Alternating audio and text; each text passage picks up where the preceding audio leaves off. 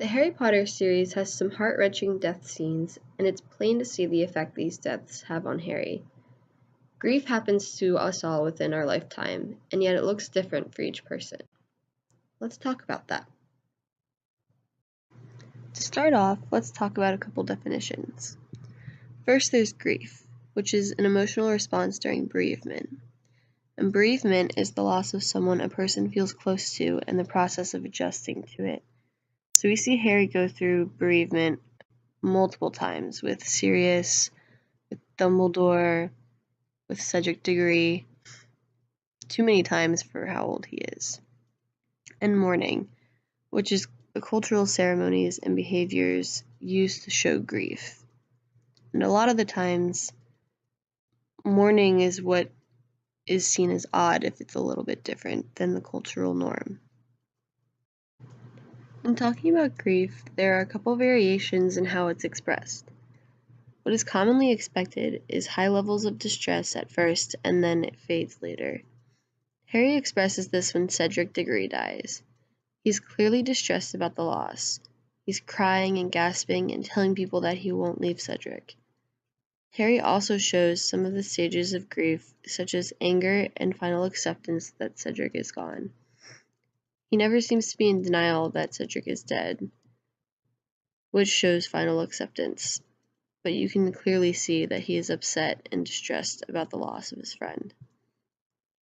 Now, on the other hand, Snape seems to show avoidant grief, which happens when the person does not show symptoms, but the grief lasts longer than normal. So we can see this by the fact that he doesn't show much emotion when he's distressed, but he still cares for Lily and does most of what he does in Lily's memory.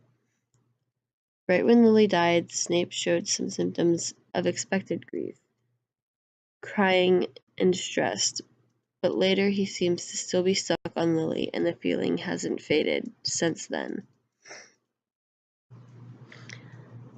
Another part of grief is the dual process model of grieving, which includes loss orientation and restoration orientation. Loss orientation is allowing oneself to be sad and grieve, and restoration orientation is figuring out how your life is going to be without that person in it. And it's normally good to go back and forth between the two. Now, an example of what this is not is Snape. Snape is stuck on Lily. He cannot get past Lily and move on with his life, so he never truly goes into the restoration orientation part. Yes, he goes on to live his life after her death, but his thoughts are consumed with Lily, so he can never truly move on. In the movie, Dumbledore even makes a comment, I think it's in Snape's Memories, where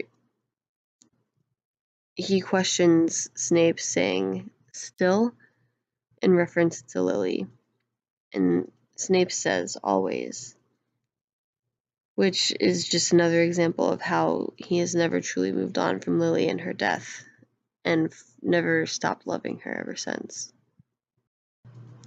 Grief can happen to everyone, and it is important to remember that it looks different for each person.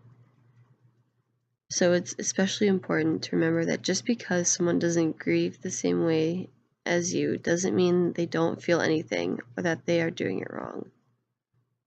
It's simply just a different way to show an emotion.